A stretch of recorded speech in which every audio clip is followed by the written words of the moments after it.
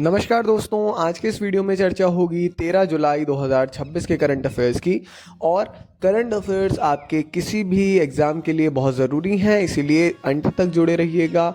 कोई भी जानकारी छूटना नहीं चाहिए। वैसे ही बहुत सिलेक्टेड और इम्पॉर्टेंट जानकारियां ही आप तक पहुंचाने का काम डायनामिक इम्पल्शन लगातार कर रहा है। रोज़ सुबह 6 बजे हमारे वीडियोस लाइव होते हैं। शुरू करते हैं पहली जानकारी। दिल्ली में 1 अगस्त से मुफ्त बस यात्रा के लिए पिंक सहेली स्मार्ट कार्ड किया गया अनिवार्य। हाल ही में ये एक्चुअली ज़रूरी क्यों है, मैं समझा देता हूँ। दिल्ली में महिला यात्रियों को दिल्ली सरकार द्वारा जो संचालित बस है उसमें मुफ्त यात्रा का लाभ दिया जा रहा है। पहली बात ये, इसमें अब पिंक सहेली स्मार्ट कार्ड एक कर दिया गया है, वो बहुत ज़रूरी है अब ऐसा यात्रा करने के लिए। मौजूदा जो कागज़ आधारित गुलाबी टिकट प्रणाली थी वो समाप्त कर दी गई है। दिल्ली परिवहन निगम डीटीसी की जो बसें हैं उसने घोषणा की है कि उसमें केवल पिंक सहेली कार्ड रखने वाली महिलाओं को ही मुफ्त यात्रा के लिए वो पात्र होंगी और उनको ही लाभ जो है मिलेगा। पिंक सहेली स्मार्ट कार्ड दिल्ली सरकार द्वारा शुरू किया गया एक डिजिटल स्मार्ट कार्ड है। तो ये तो ज़रूरी है, ज़रूरी इसके बारे में पढ़ना है कि ये योजना क्या है, कैसी है, क्यों घोषणा की गई थी, किस प्रकार संचालन हो रहा है और किन किन राज्यों में हो रहा है, क्यों फ्रीबीज का जो एक मुद्दा है उसके लिए।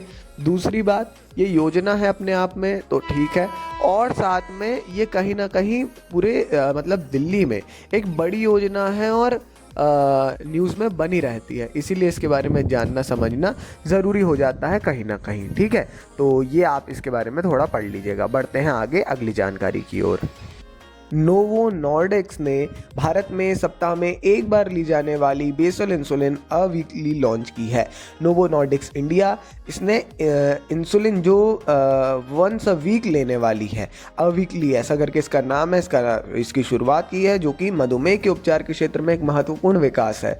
ये टाइप 1 और टाइप 2 मधुमेह से पीड़ित वयस्कों के लिए विश्व की पहली सप्ताह में एक बार ली जाने वाली बेसल इंसुलिन है। ये लॉन्च इंसुलिन थेरेपी को सरल बनाने की दिशा में एक महत्वपूर्ण कदम है, जिससे प्रति वर्ष 365 इंजेक्शनों की संख्या घटकर मात्र 52 रह जाएगी। 52 हफ्ते होते हैं। भारत में मधुमेह का बढ़ता बोझ देखते हुए यह नवाचार उपचार के प्रति प्रतिबद्धता, रोगी की सुविधा और दीर्घकालिक रोग प्रबंधन में सुधार ला सकता है। वीकली नोवो नॉर्डिक्स द्वारा निर्मित एक साप्ताहिक इंसुलिन है जो टाइप 1 और टाइप 2 मधुमेह से पीड़ित वयस्कों के इलाज की अनुमति देता है। एक बहुत बड़ा ये चेंज लाएगा और डेफिनेटली जो इसको समझते हैं वो इसको बड़ा चेंज मान रहे होंगे। आगे बढ़ते हैं। डाक विभाग और ट्राई ने भारत का सबसे बड़ा ग्राम स्तरीय दूरसंचार नेटवर्क प्रदर्शन सर्वेक्षण शुरू किया है। डाक विभाग और भारतीय दूरसंचार नियामक प्राधिकरण है ना, telecom regulatory authority of India, इसके साथ मिलकर मतलब दोनों ने भारत के गांवों में दूर संचार नेटवर्क के प्रदर्शन का अब तक का सबसे बड़ा सर्वेक्षण करने के लिए एक एमओयू साइन कर दिया है। इस सर्वेक्षण के तहत भारत के लगभग 56 लाख गांवों में भारतीय एयरटेल, रिलायंस जियो, वोडाफोन आइडिया और बीएसएनएल जैसे विभिन्न मोबाइल सेवा प्रदाताओं का मूल्यांकन किया जाएगा। व्यापक ग्रामीण डाक प्रणाली और मोबाइल ऐप के माध्यम से यह सर्वेक्षण कनेक्टिविटी में मौजूद कमियों को दूर करने, दूरसंचार नेटवर्क को मजबूत करने और वैज्ञानिक आंकड़ों के आधार पर नीतिगत निर्णय लेने में सहायता प्रदान करने में सहायक होगा। एक बड़ी चीज़ है, बहुत अच्छी चीज़ है ना। डाक विभाग और ट्राई दोनों ने मिल करके ये चीज़ की है भाई। कहीं ना कहीं एक समस्या तो है, देखिए ग्रामीण क्षेत्रों में अगर आप भी देखेंगे, आप पर्सनली समझेंगे कि एक बड़ी समस्या ग्रामीण क्षेत्रों में अभी भी देखने को मिल रही है। वास्तव में वहाँ की नेटवर्क की जो क्षमता है वो बहुत ज़्यादा वीक होती है, जिसके कारण वहाँ के ग्रामीणों को बहुत ज़्यादा परेशानी का सामना कहीं ना कहीं करना पड़ जाता है। तो एक अच्छा कदम है दोनों के द्वारा और लिया जाना चाहिए था। चलिए जी आगे बढ़ते हैं, देखते हैं अगली जानकारी को। झारखंड की कृत्रिम बुद्धिमत्ता नीति 2026 एआई नीति लागू कर दी है। झारखंड ने अनावरण किया है राज्य ने 10,000 करोड़ रुपए के निवेश आकर्षित करने वाले रोड मैप का।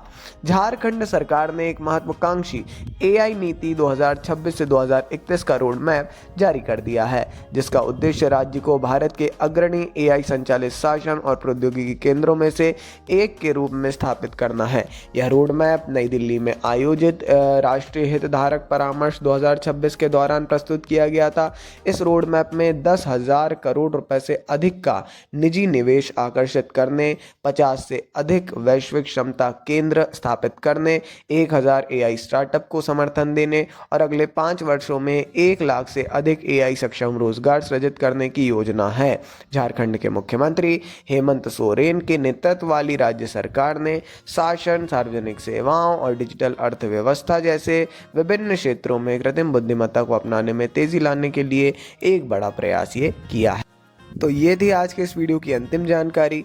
अपन मिलेंगे अगले वीडियो में यानी कल ऐसी ही जानकारियों के साथ। नमस्कार जी, जुड़े रहिए डायनामिक इम्पल्शन से। वीडियो अच्छा लगा हो तो लाइक करिए। नमस्कार, डायनामिक इम्पल्शन।